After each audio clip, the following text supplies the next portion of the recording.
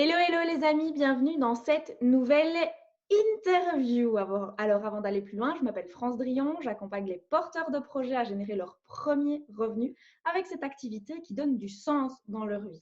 Et aujourd'hui, j'ai la chance et l'honneur de recevoir une personne qui apporte beaucoup de sagesse, je trouve, beaucoup d'humilité. Il est suisse, c'est un ancien banquier. Il est aussi devenu l'expert, et j'insiste sur l'expert en francophonie de la relation à l'argent. Il est auteur. J'ai la chance et l'honneur de recevoir avec moi aujourd'hui et du coup avec vous, Christian Junot. Bonjour Christian. Merci, bonjour France, quelle présentation. Là, dis donc, je suis un peu presque gêné de tout ça. Merci beaucoup. Merci à toi d'avoir accepté cette interview qui a été reportée. On ne trouvait pas de timing et donc merci de prendre le temps aujourd'hui pour moi et pour nous. Alors comme toujours, comme chaque personne, j'ai pêché une carte qui sort du jeu Dixit et je vais te demander de partager quelques petites choses que t'inspire cette carte. Je vais essayer de l'approcher et Ouais, peut-être que ça déjà. fasse la mise au point sur, je ne sais pas si Ouais, tu la ouais, ouais. vois. Recule un tout petit peu. Voilà, stop. Voilà, comme ça c'est bien. Ok.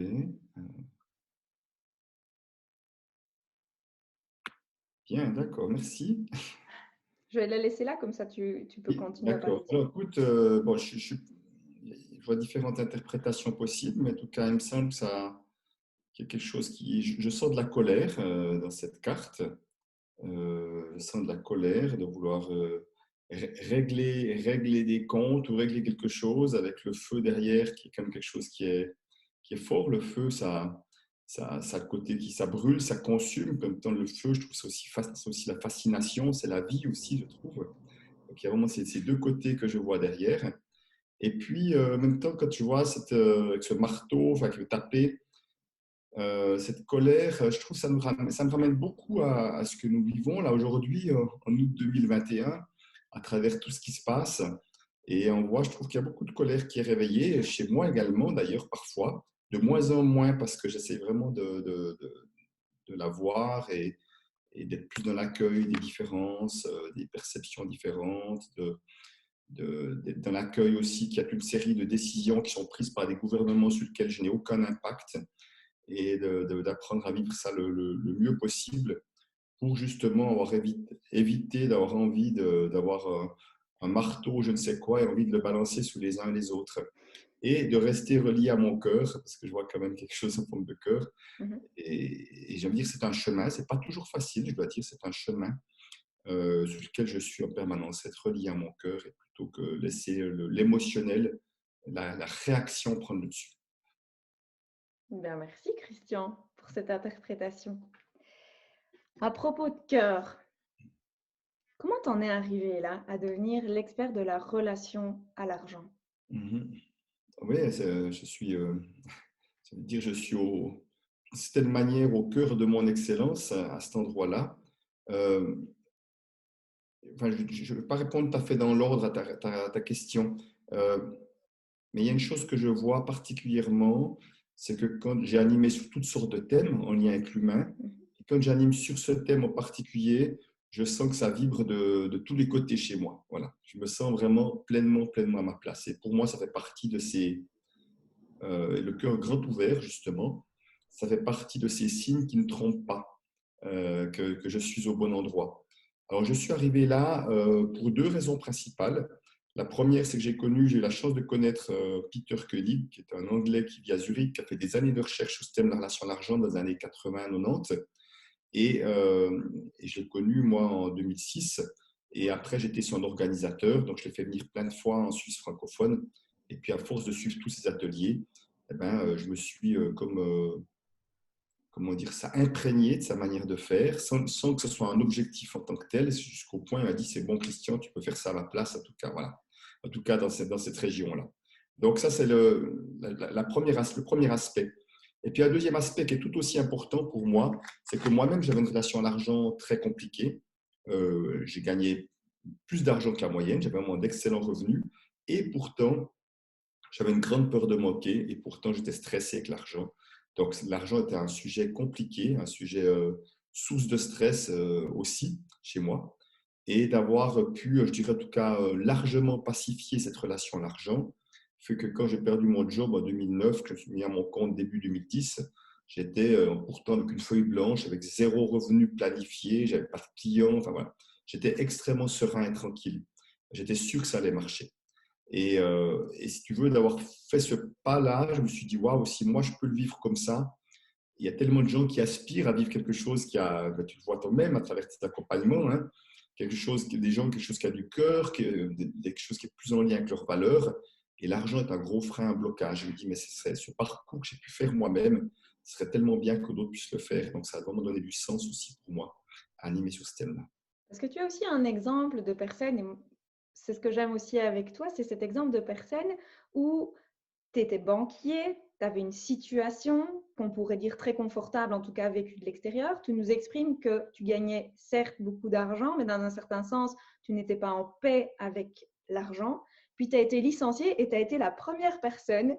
J'ai suivi déjà un premier atelier avec toi il y a des années, et tu as été la première personne que j'entendais dire j'ai été licenciée et j'ai ouvert une bouteille de champagne le jour où j'ai été licenciée. Et je me suis dit, mais ça, c'est quoi? Mais qu'est-ce qu'il raconte? Mais normalement, on est malheureux quand on est licencié.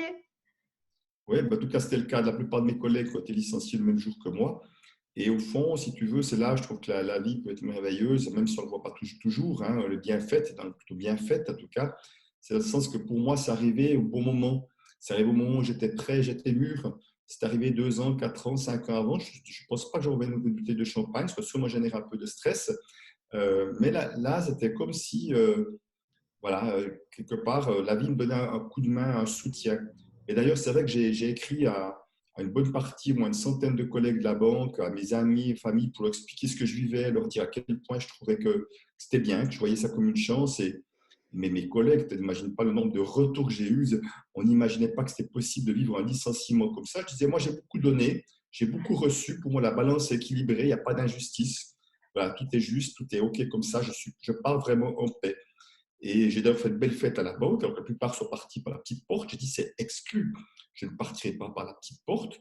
Je vais vraiment boucler une boucle, vraiment avec le plaisir de rencontrer du monde, de repartager là où j'en suis, de leur faire un petit mot. Voilà.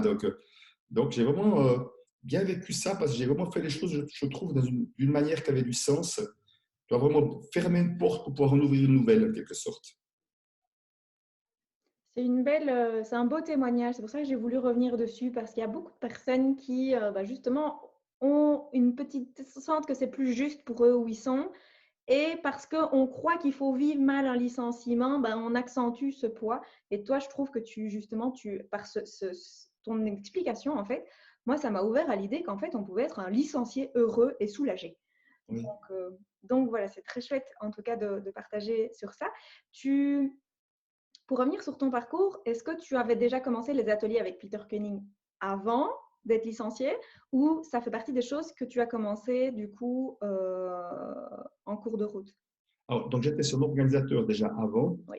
Et le dernier atelier qu'il est venu animer, c'était 2 mois après que je sois officiellement indépendant. Donc, moi, c'était février 2010. Donc, je crois que c'était en mars ou avril 2010. Et là, c'était le dernier atelier. Puis c'est là qu'il a dit, voilà. Mais au moment où j'étais licencié, que j'avais mon projet d'activité professionnelle, il y avait zéro place pour relation à l'argent. C'était pour moi juste impensable d'imaginer que je sois un jour, que je fasse quelque chose sur la relation à l'argent, parce que j'avais affaire au maître. Et pour moi, ce maître n'était pas remplaçable, tu vois, dans mon esprit. Voilà, mais à un moment donné, voilà, il y a des déclics qui se font, qui fait qu'à un moment donné, que tu m'as dit, voilà, ça y est, vas-y. Je ne dis pas qu'il n'y a pas eu un petit peu de complexe de l'imposteur, mais pas tant que ça, parce qu'il y avait il y avait effectivement eu le déclic chez moi qui sentait que oui, j'avais à coup, il y avait un truc qui s'était passé comme ça dans mon inconscient, qui fait que j'avais comme capté sa manière de faire et que j'étais en capacité de répliquer plus ou moins bien ce qu'il faisait. Et qu'est-ce qui fait que, à l'époque où tu gagnais de l'argent, tu t'es dit, tiens, c'est intéressant, il y a quelqu'un, il fait quelque chose sur la relation à l'argent, je pense que ça peut m'aider. Oui, en fait, je dirais mon mérite à ce moment-là, enfin, il y a différentes choses. C'est-à-dire que, un, on peut avoir des problématiques dont on n'est pas conscient. C'est-à-dire que pendant très longtemps, mon fonctionnement avec l'argent elle-même, soit basé sur des peurs, tu vois, donc à vouloir engranger de l'argent pour avoir ce que s'appelle l'écureuil, des réserves pour se rassurer, puisque moi j'avais projeté ma sécurité sur l'argent, puis j'étais très insécure à l'intérieur de moi, donc j'essayais de chercher de la sécurité à l'extérieur. Alors, à l'époque, je ne savais pas que c'était un grand piège et que ça ne marchait pas, mais enfin, je m'accrochais à l'argent comme le naufragé s'accroche à une bouée, tu vois, dans la mer, tu vois, de la même manière, en quelque sorte. Euh, donc, il y avait ça. Et à un moment donné où j'ai enfin pris conscience que j'avais des problèmes avec l'argent, que c'était vraiment un vrai thème de stress chez moi, qui a été favorisé par le fait que mon fils me disait un jour que j'étais un radin autour de la table familiale. Donc, c'était un choc quand même, pas très confortable à entendre, mais surtout, je ne l'ai pas voulu. Au contraire, j'ai dit, et si c'était vrai, s'il y avait quelque chose de vrai dans ce qu'il disait, et surtout, je me suis dit, et s'il pense que je ne l'aime pas, parce que je ne suis pas aussi généreux qu'il ne l'aimerait, lui. Et là, ça m'a été un choc. Je me disais, waouh, si il pouvait croire ça, ce serait insupportable. Et je ne suis pas allé vérifier avec lui, hein, d'ailleurs. Mais juste d'avoir, c'est peut-être mieux comme ça, parce qu'il m'avait dit non, ça m'aurait rassuré. Mhm. Le fait de ne pas avoir vérifié, je me suis dit, ah, peut-être bien que ces peurs-là pourraient être quelque chose qui pourrait être une barrière entre l'amour que j'ai pour eux et la manière dont je le montre. Donc, si tu veux, ça c'était vraiment un choc comme ça. Et je dirais peut-être le choc final pour vraiment prendre conscience, OK, là maintenant, avec l'argent, c'est pas OK, tu as quelque chose à faire. Et on dit souvent quand l'élève est prêt, le maître arrive. C'est quelque temps après que j'ai découvert Peter Koenig, parce que je ne savais même pas qu'on pouvait travailler la relation à l'argent, mais je ne savais même pas comment travailler la relation à l'argent, tu vois. Et c'est là où d'un coup, il a mis des mots sur mon vécu. Et puis d'avoir suivi ces ateliers avec lui m'a permis petit à petit de pacifier ma relation à l'argent avec d'autres choses encore en parallèle que j'ai fait, ou même au niveau de mon travail également, j'ai commencé à me comporter différemment au travail. Donc, tout ça pour dire que intérieurement, quelque chose a vraiment changé, qui fait que l'argent avait perdu de son importance vitale dans laquelle j'avais l'impression d'être avec. Ce que j'ai découvert au travers de la manière dont tu parles, d'ailleurs la relation à l'argent, tu pourrais expliquer ce que ça représente pour peut-être pour toi, mais pour l'inconscient collectif aussi. Oui. Alors, c'est bien que tu me poses la question, parce que souvent, quand je dis que je suis expert de la relation à l'argent, les gens me regardent bizarrement et ne comprennent pas ce que ça veut dire. Et j'ai besoin de donner quelques exemples en disant, ben voyez, justement, il y a beaucoup de personnes qui ont peur de manquer, quelle que soit leur situation financière, ils sont stressés avec les questions d'argent. Mais il y a aussi des personnes qui ont de la difficulté à valoriser leur prix, à mettre un prix sur quelque chose qu'ils aiment faire, par exemple, ou à demander une augmentation de salaire. Il y en a d'autres qui ont tendance à dépenser de manière un peu compulsive. Dès qu'ils ont de l'argent, ils s'en débarrassent, ils sont dans la galère financière. Donc, il y a des personnes qui n'arrivent pas à parler d'argent dans un couple ou ailleurs. Ça devient tout de suite, souvent en famille, ça devient source de conflit. Donc, tous ces exemples-là parlent de notre relation à l'argent, des comportements qu'on a avec l'argent. Et au fond, la relation à l'argent, c'est juste de voir comment, dès qu'il s'agit d'argent, est-ce que je me sens, est-ce que je suis à l'aise pour m'exprimer comme je veux, pour demander le prix que j'ai envie de demander, pour parler d'argent comme j'ai envie de le faire, ou est-ce que j'ose pas en parler, je me retiens, je me cache, tu vois, ou je m'énerve, je m'enflamme.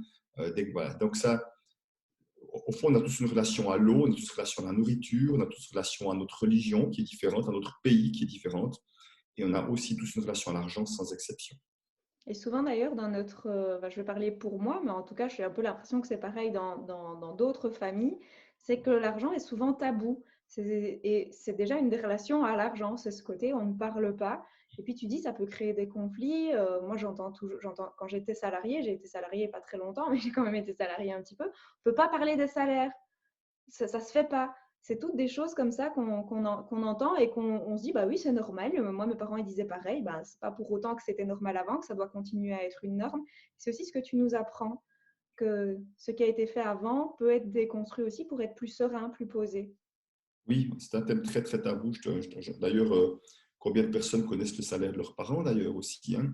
Alors, non pas qu'on doit absolument savoir, mais même dans des couples, hein, pas plus tard que la semaine passée, une femme me disait que son compagnon ne voulait absolument pas lui dire combien elle gagnait. Alors, c'était une relation qui datait de 7-8 mois, mais quand même, quand tu lui posais la question, elle ne voulait pas répondre. Donc, on voit bien que c'est qu'un chiffre, on voit bien qu'il y a des enjeux derrière ces chiffres. Mhm. Et si on veut, il y a beaucoup d'enjeux derrière les histoires d'argent, et c'est là que je vais effectivement aller décortiquer ce qui se passe. Et comme tu le dis, tu le sous-entends toi-même, là maintenant, on est très, très influencé par les histoires familiales, par ce qu'on nous a montré ou pas montré, enfin, par les exemplarités qu'on a eu enfin, quelles qu'elles soient positives ou qu'elles soient plutôt limitantes. On est très influencé par tout ça. Tout à fait. Moi, la première fois qui fait que je suis venue à un de tes ateliers, c'est parce que j'avais pris conscience que j'avais un grand-père qui avait fait une faillite et que chez nous, on donnait de l'amour en donnant de l'argent. Et je me suis dit, tiens, j'ai pas envie de continuer à reproduire ça. J'ai peur de faire une faillite, donc autant que je me libère de cette peur. Et je n'ai pas envie d'aimer mes enfants au travers uniquement de l'argent. Ben oui. Donc, euh, donc voilà, si vous vous reconnaissez, il fait Oui, des ateliers super intéressants, hein. Et d'ailleurs, vas-y. vas-y, je voulais rebondir parce que tu vois, je suis un ancien conseiller en placement financier, donc moi j'ai eu affaire à ceux qui avaient clairement plus d'argent que la moyenne. Et j'ai vécu ce scénario de donner de l'amour avec l'argent. On va payer plein de choses à nos enfants, on va leur mettre dans une situation financière ou confortable, on leur paye une maison, un appartement ou je ne sais quoi, tu vois, parce que c'est des gens qui n'ont pas simplement d'argent. Mais ces personnes-là, les enfants, je les ai vus, et la plupart étaient malheureux, n'étaient pas bien dans leur basket. Ils avaient peut-être quelque chose de confortable au niveau matériel, mais il leur avait manqué l'essentiel. C'était de la présence, c'était de l'amour réel, tu vois, enfin, qu'ils avaient l'impression de sentir, parce que souvent, c'est de manière un peu déconnectée que tu as à travers du matériel. C'est plus pour se rassurer soi-même ou c'est des fois plus pour s'excuser, parfois de tout le temps que je ne consacre pas à mes enfants. J'essaie de m'excuser, enfin de me faire pardonner, tu vois, mais c'est très inconscient tout ça, hein, bien évidemment, de le faire de manière différente. Je vois des personnes qui sont très peu présentes, qui offrent des cadeaux démesurés à leurs enfants, à leurs anniversaires, hein, ou dans des différentes situations. Et c'est comme si c'était, non, bien sûr, on peut payer des choses et le faire avec amour, avec plaisir, mais pas par obligation. Et on peut montrer son amour encore d'autres manières aussi qu'avec l'argent. Et du coup, ce qui se passe, c'est que ces enfants, ils sont élevés enfin, le parent, il essaye de faire de son mieux, et l'enfant, bah, lui, il ancre l'idée que l'argent ne fait pas le bonheur. Et on oublie la fin de, mais il y contribue. Alors, déjà, ils arrivent avec une forme de carence, effectivement, et je les vois avec une forme de carence. Et puis, je ne suis pas très à l'aise avec la phrase mais il y contribue. Je vais te dire pourquoi. J'aime bien ajouter mais il peut y contribuer. Mhm. Ça fait toute la différence parce que j'ai vu des gens hériter de l'argent ou de choses comme ça et leur vie est devenue un enfer parce qu'ils ne savent pas quoi faire de ça. J'ai eu l'occasion de travailler avec des gagnants de l'euro million aussi qui se sont retrouvés avec des gros montants et ça a été le début de la fin pour eux aussi. Donc, on voit que voilà, il n'y contribue pas forcément parce qu'au fond, ça dépend encore de notre intériorité, notre capacité à prendre un pas de recul par rapport à ça. Et en parlant d'intériorité, ce que j'aime beaucoup avec toi, c'est que tu allies l'argent, quelque chose de très matérialiste, qui est fort ancré capitalisme, libéralisme, avec le cœur, Hmm. avec une forme d'introspection, voire même de spiritualité derrière. Je trouve ça très, très interpellant parce qu'il n'y a pas beaucoup de gens qui font le lien entre les deux. Oui, c'est vrai, tu as raison. Et si tu veux, mon rôle, souvent, je dis, c'est de remettre l'argent à sa juste place. Parce que moi, le premier, je pense que l'argent prend beaucoup trop de place dans la société et qu'on voit comme on peut y avoir même des guerres, des sortes de trafic, de mensonges, de manipulations qui sont faits pour des questions d'argent. Donc, je trouve ça malheureux. Mais après, c'est jamais pour des questions d'argent. C'est toujours, encore une fois, ce qu'il y a derrière l'argent qui est l'enjeu. C'est vraiment l'enjeu qui est important. L'argent, c'est juste l'intermédiaire là au milieu. Et moi, j'ai envie de changer ça. J'ai envie qu'on puisse voir que l'argent peut contribuer de manière merveilleuse à plus de bien-être, mais aussi peut aussi contribuer à créer des projets qui ont du sens. On voit aujourd'hui avec les financements participatifs qu'on appelle crowdfunding, à quel point mon argent peut contribuer à plein de projets merveilleux que j'ai envie qu'ils voient le jour parce que ça va créer une société qui me semble aller dans la bonne direction selon ma perception. Se reconnecter à tes valeurs et en même temps apprendre aux gens à reconnecter avec les leurs aussi. Oui, et si tu veux, c'est vraiment la grosse différence entre l'argent comme un but en soi, parce que ça, on a suffisamment d'exemples, et là, on a inévitablement des problèmes de valeur, d'éthique, quand on est l'argent comme un but en soi. C'est qu'on est prêt à faire toutes sortes de choses. Je l'ai vu à la banque avec des collègues parfois qui n'étaient pas vraiment au service du client, qui étaient plus au service de leurs propres objectifs et de leurs propres bonus que du client. Pour moi, c'est un problème d'éthique.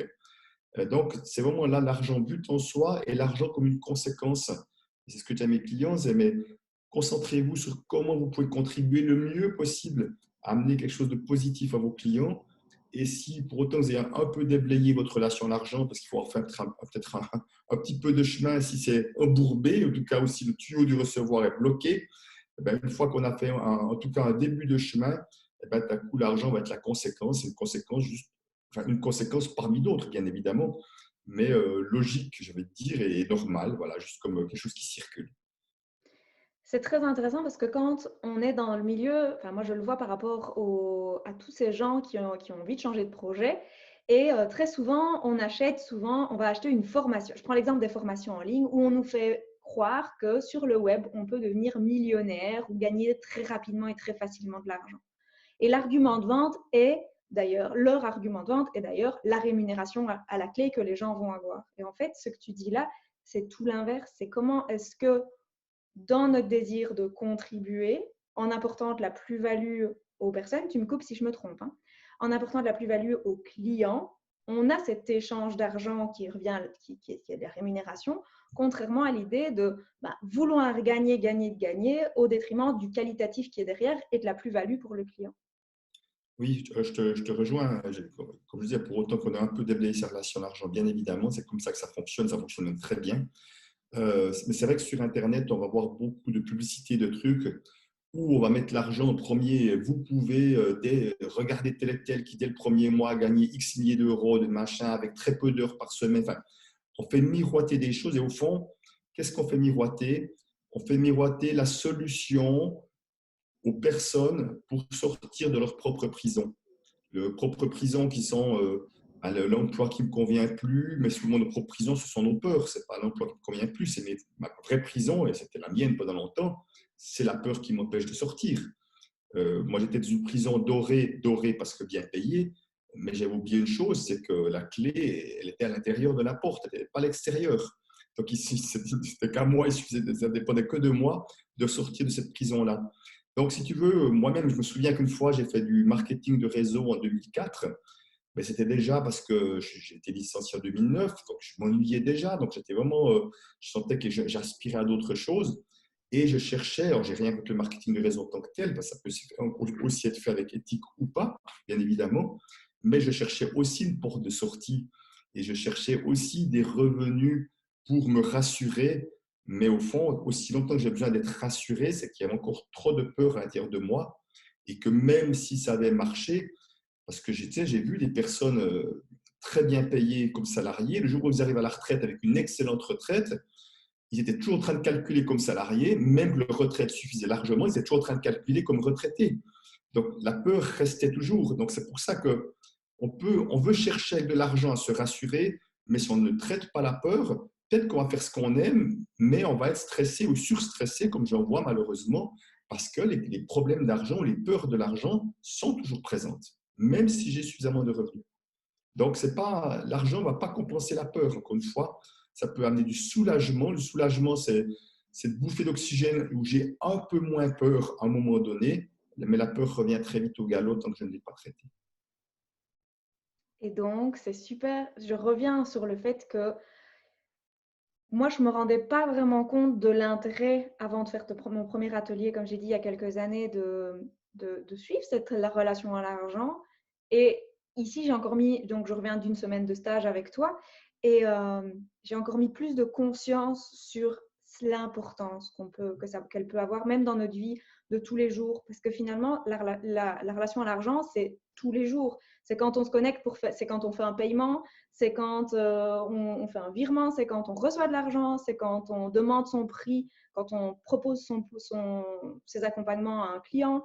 Quand on fait ses achats, quand on fait ses achats Oui, alimentaires ou qu'on est au restaurant, voilà, quelle est la place du prix, de l'argent dans tout ça, dans nos choix. oui.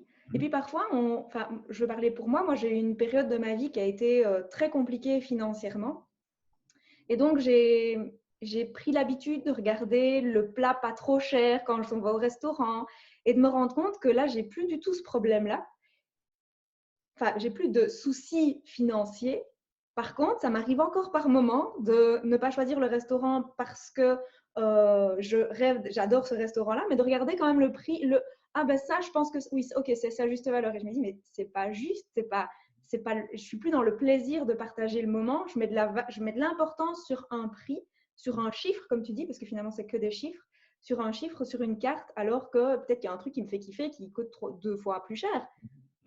Je te rejoins, hein, parce que tu sais, j'ai beau m'autoproclamer expert de la relation d'argent, je ris avec ça.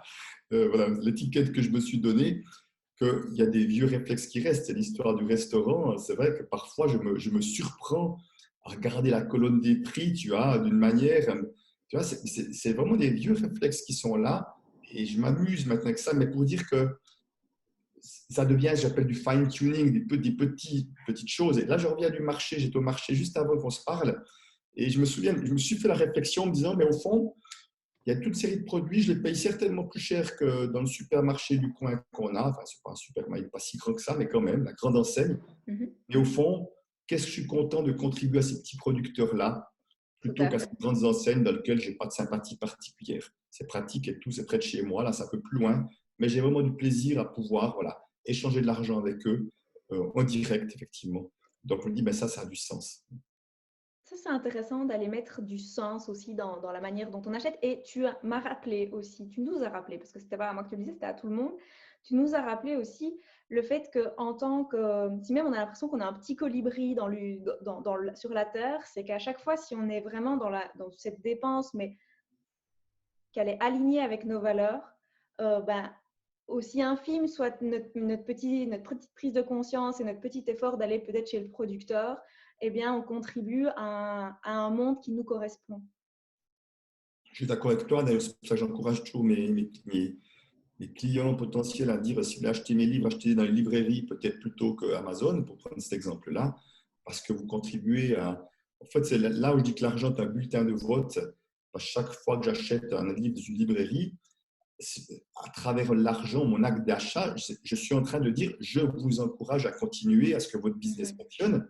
Mais de la même manière que je suis en train de dire la même chose à Amazon, quand j'achète chez eux, je vous encourage dans ce que vous faites, y compris s'ils payent très mal leurs collaborateurs, etc., puisque je vous donne de mon argent en contrepartie. Alors, pourtant, je peux bien voir, et j'ai vraiment beaucoup de progrès à faire, hein, ça m'arrivait encore d'acheter chez Amazon, mais pratiquement plus maintenant, parce que je me disais, ah, c'est pratique, je reçois à la maison, c'est moins cher dans les librairies en Suisse, etc. Puis je dis, non, même parfois, mais les librairies en Suisse, elles vendent aussi mes livres aussi. Donc, et elles me permettent d'aller feuilleter des livres. Il y a plein de choses. Ces petits commerces-là, ils peuvent exister que si nous, on leur donne de quoi exister. Hein. C'est vraiment de l'interaction, hein, de l'interdépendance. Et nous avons beaucoup plus de pouvoir que nous l'imaginons. Alors, bien évidemment, si on a très peu d'argent à disposition, je comprends vraiment qu'on compte et qu'on fasse au mieux. Et après, peut-être, ça demande d'être créatif parfois pour trouver des solutions et qui respectent mes valeurs et qui respectent peut-être mon budget aussi. Dans tes ateliers, d'ailleurs, tu as aussi bien des personnes qui génèrent beaucoup d'argent, des personnes qui ont un salaire de revenus, je vais dire, moyen. Tu as aussi des personnes qui sont dans le manque, avec peu de revenus. Donc, c'est aussi pour faire le lien en fait, au fait que tout le monde peut aller dans tes ateliers. C'est ouvert à tout le monde. Oui, et vraiment, c'est pas parce qu'on ne manque pas d'argent, en tout cas qu'on a bien assez d'argent, qu'on est serein que l'argent. Encore une fois, moi j'ai connu de mes clients des millionnaires ou multimillionnaires qui avaient peur de manquer tous les jours, de la peur permanente. Donc c'est la peur de manquer qui est de loin la problématique principale dès qu'il s'agit d'argent. Elle touche tout le monde, qu'on soit désargenté ou qu'il y ait de l'argent, c'est impressionnant. Ce n'est parce que nos comportements avec l'argent peuvent être très irrationnels. Et comme on le disait toi et moi, tu vois, même en ayant assez d'argent, on peut encore vouloir garder le prix du plat parce que c'est une sorte de réflexe qui revient au galop à un moment donné. Donc, c'est pas rationnel du tout, tu vois, à un moment donné, des fois, je me surprends aussi, qui était aussi un vieux réflexe, tu vas passer je ne sais pas combien de temps sur Internet à trouver un hôtel un peu meilleur marché, puis d'un coup, jusqu'au moment où je m'arrête, je dis, mais Christian, tu es en train de montrer que ton temps n'a pas de valeur. Puisque si tu passes une demi-heure pour gagner 20 ou 30 euros pour un hôtel meilleur marché pour une nuit, enfin, après, je ne dis pas hein, si c'est pour des grosses différences de montant, voilà, ça peut avoir du sens de le faire. Mais des fois, pour des petites choses, je me dis, mais ton temps n'a pas de valeur. Pourtant, le temps que je passe, je ne pourrais pas le récupérer. L'argent que potentiellement je perds, je pourrais le regagner. Donc, ce temps-là est tellement précieux. Donc, donne-lui une vraie place aussi. Ça envoie des petits messages à l'univers inconscient qui J'ai adoré quand tu nous partageais aussi, si tu envoies comme message à l'univers que tu n'aimes pas l'argent, bah, c'est normal qu'il t'en apporte pas. Ben oui. En fait, c'est tellement logique vu sous cet angle. Bah oui, c'est logique. Mm. Et, et moi, je viens du milieu de la santé à la base, scientifique et de la santé. Donc, on me parle de la relation à l'argent où on est dans du pragmatique, dans du concret par rapport à l'argent. Puis la relation, je me dis, mais de quoi il parle? Et puis on vient de la santé où la santé, c'est souvent allié à la gratuité. Et il y a tellement de personnes dans le milieu de la santé qui n'arrivent pas où c'est vraiment presque un handicap de cette notion de gratuité pour la santé. Qu'est-ce que tu pourrais leur dire à toutes ces personnes qui savent pas? Enfin, je te laisse. Juste, j'aimerais vérifier, je ne suis pas sûr d'avoir bien compris. Tu parles de ceux qui profitent de soins gratuits ou de ceux qui donnent Non, des ceux soins qui gratuits? donnent, de Ceux ceux qui qui donnent. donnent. Ok. D'accord, ok. Oui, alors c'est sûr que il y a pour certaines personnes une gêne de faire payer quelque chose pour aller mieux. Parce que tout ce qui est de l'ordre de la santé, il y a eu pendant longtemps aussi où ça se faisait, tu prends certains hôpitaux qui se faisaient, qui étaient tenus, des infirmières, c'était des religieuses qui faisaient ça bénévolement. Donc il y a tout un historique où ces soins étaient donnés gratuitement pour la plupart du temps. Et voilà, et que ça faisait partie d'une sorte de dévouement, si on veut, hein, de voir un mot un peu plus dur, de sacrifice quelque part. Et je pense qu'il y a encore quelque chose de cet ordre-là qui est encore un peu dans l'ADN, je veux dire, de ce genre de métier-là. Et pourtant, moi aujourd'hui, ce que je vois vraiment, c'est à quoi est-ce que je contribue et être en bonne santé. Souvent, on dit être en bonne santé, c'est à quelle valeur d'être en bonne santé? On dit ça n'a pas de prix d'être en bonne santé. D'être bien dans ses baskets, d'être aligné, d'être dans l'amour de soi, des autres, de la vie, c'est juste énorme. Ça, on n'arrive pas à donner une valeur argent, ce genre de choses-là. Et donc, rappelez-vous que la différence que ça peut faire dans la vie des gens, c'est juste énorme. Donc pourquoi quelque chose qui fait une différence énorme devrait être gratuit alors que tellement de choses qui ne font pas vraiment de différence dans l'objet matériel, tu vois, ici je prends l'exemple, alors je n'ai pas de télévision, mais si j'achetais un téléviseur, un nouveau téléviseur, ok, c'est un peu de confort, mais ça fait vraiment une différence énorme dans ta vie. En tout cas, pas autant que fait d'être en bonne santé ou d'être joyeux dans ce que tu fais, de contribuer à quelque chose de positif. On n'est pas du tout dans les mêmes niveaux, ce qui ne veut pas dire que le matériel n'a pas d'importance. Mais simplement, là, ce serait normal de payer quelque chose ou quelqu'un, mais là, l'autre côté, ce ne serait pas normal. Donc, c'est pour ça que c'est important de remettre ça à sa juste place. Quand on contribue à des choses qui font une vraie différence dans la vie des gens, je pense que ça a une vraie valeur aussi, y compris financière. Merci, Christian, pour cette remise à niveau. Parce que, bah, de remettre cette valeur enfin, qui est importante pour moi, parce que ça me touche, parce que c'est quelque chose vraiment que je remarque dans dans tous les collègues que j'ai pu avoir à l'époque où j'étais nutritionniste et où on pouvait travailler à l'hôpital ou même en tant qu'indépendante.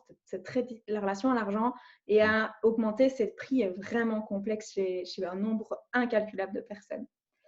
Il y a aussi une raison, c'est parce que il y a vraiment une envie je tiens vraiment honoré, il y a vraiment une envie d'être accessible à tout le monde. C'est qu'on sait à quel point aussi ce que nous proposons est important et on n'aimerait pas que ça soit réservé à une certaine élite, si on veut. Mhm. Et c'est pour ça que je dis je comprends bien et c'est honorable. Simplement, le piège qu'il y a derrière, c'est, je l'ai vu très souvent, c'est de faire des prix très bas pour être accessible à tout le monde. Mais les gens qui font des prix très bas, ils galèrent à y laisser leur santé. Donc, ce qui est un paradoxe quand même aussi.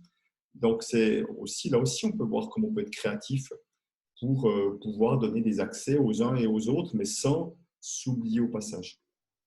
Oui, parce que quand tu dis ils galèrent au point d'avoir leur santé ou même leur rêve professionnel qu'ils mettent de côté pour reprendre un job alimentaire au détriment de ce projet de cœur qui était d'accompagner les personnes dans leur propre santé. Très clairement. J'ai eu encore une question. Dis-moi. Donc, les personnes qui me suivent, généralement, ce sont des personnes qui ont un projet de cœur, qu'elles ont envie je dis elles parce que ce sont les personnes, ce n'est pas que les femmes, qu'elles ont envie de lancer, de générer leur premier revenu. Donc, si je reviens à toi à l'époque de quand tu t'es lancé, est-ce que tu aurais une lecture à conseiller? Donc, pour favoriser, pour se lancer, tout ça. Oui, prendre confiance, ce qui te vient. Bon, je ne vais bien sûr pas proposer mes livres, ça serait quand même un Je peu… vais quand même mettre les liens de tes livres, hein, parce que tu en as quelques-uns. Oui. Je dirais qu'il y a…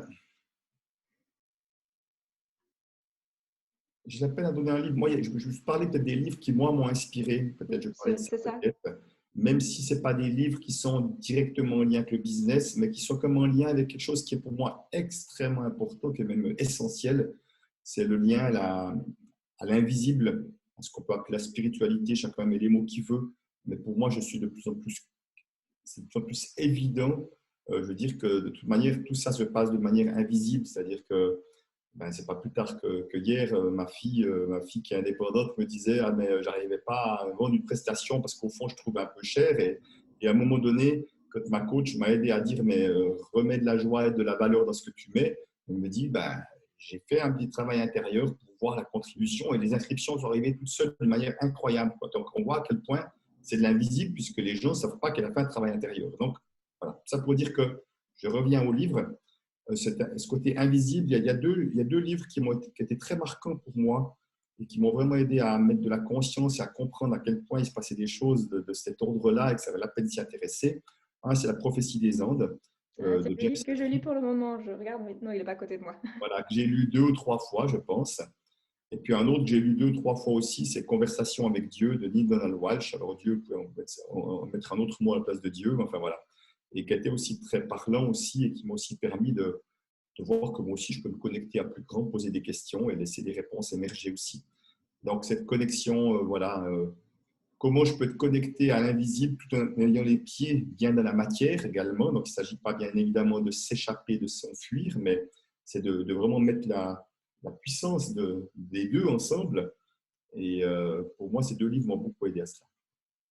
Ça permet d'avoir une forme d'être complet quand on est lié aux deux, à Oui, la matière et à la spiritualité. absolument. Et d'être pleinement dans notre propre puissance, qui est une puissance au service de, bien évidemment. Si tu avais cette fois-ci alors un conseil à donner à ces personnes qui veulent se lancer, qui tâtonnent, qui ne savent pas encore trop quoi, tu leur dirais quoi? Alors, euh, je vais peut-être dire 2 choses. La première, c'est que si vous sentez que les questions d'argent vous freinent, n'oubliez jamais que l'argent n'a pas été créé pour nous empêcher de nous déployer, nous empêcher de donner le meilleur de nous-mêmes. Donc, si c'est le cas, c'est vraiment important de s'intéresser à sa relation à l'argent et de le et bien, pour transformer tout cas ces peurs-là, accueillir et transformer ces peurs-là. C'est la première. La deuxième chose, c'est euh, laissez-vous surprendre par la vie. Parce qu'il est très, très probable que la vie est prête à vous offrir beaucoup, beaucoup plus que vous ne l'imaginez maintenant. Voilà, moi, je dis souvent, 11 ans que je suis indépendant, j'aurais signé pour le quart de ce que je vis maintenant à l'époque. Tellement ça me paraissait inimaginable de voir ce que je vis, comme je voyage, j'aurais écrit des livres, des médias, enfin des trucs juste invraisemblables pour moi. Et j'aurais signé pour le quart. Donc, vous voyez, à un moment donné, je me serais limité, si j'avais signé pour ce paquet-là, je me serais limité par rapport à… J'avais tellement plus à offrir que je l'imaginais moi-même. Donc, vraiment, laissez-vous surprendre par la vie, ne vous limitez jamais. Et voilà, osez voir grand. Voilà. C'est un petit peu l'image qui me vient quand tu parles de ça, c'est un petit peu comme quand on est au bord de la falaise, qu'on n'ose pas sauter et qu'au moment où on saute, en fait, c'est là où les ailes apparaissent. Ouais, ouais, c'est ça. Et ça nous permet d'aller encore plus haut que ce qu'on pouvait imaginer. Tout à fait, absolument. Et quand je dis oser voir grand, mais j'insiste sans pression, juste par… enfin, je ne sais pas si oser voir grand, c'est juste, mais vraiment, c'est plutôt dans le sens de ne pas se limiter. Voilà. Se laisser surprendre, d'essayer, de tester. Bon, pour moi, la vie, plus ça va en amour, plus je vois que la vie est comme un jeu. Le jeu, c'est aussi le je et eux. Moi et l'extérieur, finalement, et en permanence de tester, d'expérimenter. De toute façon, la vie est pour moi très généreuse. Elle nous montrera les signaux pour nous montrer qu'on est sur le bon chemin, puis elle nous donnera les signaux pour montrer quand on fait fausse route aussi. Donc, c'est vraiment cette capacité à s'ouvrir, à écouter, à accueillir. Merci beaucoup, Christian, pour ces mots encourageants. Merci, merci Je France. mets En lien, en fonction d'où vous regarderez cette vidéo, ce sera au-dessus ou en bas. Vous allez avoir le lien du site internet de Christian où vous aurez accès à ces prochains ateliers. Je mets les liens de tes différents livres. Alors là, je vais mettre un lien Amazon. Ça vous permet d'avoir une idée des livres qu'il a. N'hésitez pas à aller à la librairie la plus proche pour les commander. Et je mets aussi le lien des 2 livres que tu as partagés, La prophétie des Andes et Conversation avec Dieu, de nouveau, pour que vous ayez une idée de l'auteur et des informations, et aller à la librairie les chercher si c'est en phase avec vos valeurs. Est-ce que tu as envie d'ajouter quelque chose, Christian? Oui, ben, te remercier ben, déjà pour cette interview, cet échange, j'ai beaucoup aimé, mais aussi te remercier pour ta manière de contribuer à ce monde en pleine évolution, c'est ta manière de contribuer à ce que chacun offre le meilleur de soi-même, parce que je suis convaincu que plus nous oserons offrir le cadeau de qui nous sommes, mieux notre société se portera. Et moi, j'ai besoin de beaucoup de signaux d'espoir, parce qu'il y a une partie en moi parfois qui est profondément découragée, qui est profondément, voilà, qui est dans le désespoir. Et en fait, cette partie-là a besoin de signaux de plein de gens, de plein de pépites, de plein de colibris, comme tu disais, qui sont en chemin. Donc, tu en fais partie. Je te remercie infiniment pour cela, France. Merci, Christian. N'hésitez pas à regarder les liens du coup qui sont en haut, en bas, à gauche, à droite. Il y a aussi plein d'autres interviews sur le réseau que vous êtes en train de regarder. D'autres personnes qui m'inspirent et qui, comme on disait, qui sont des colibris dans le monde pour un monde plus aligné, plus en phase et sûrement un monde meilleur. Donc, je vous souhaite de passer une excellente journée. Je vous fais des gros bisous. À bientôt. Ciao. Bye bye, au revoir.